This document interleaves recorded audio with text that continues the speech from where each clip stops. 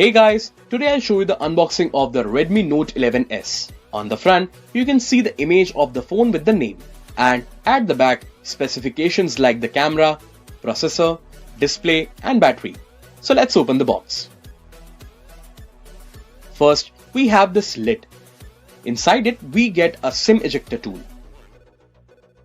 Documentation like the quick start guide, which will give you information about the phone. And the silicone back cover, which is a good addition from the company. Here we have Redmi Note 11s. The phone has a punch hole display with Corning Gorilla Glass V3 protection.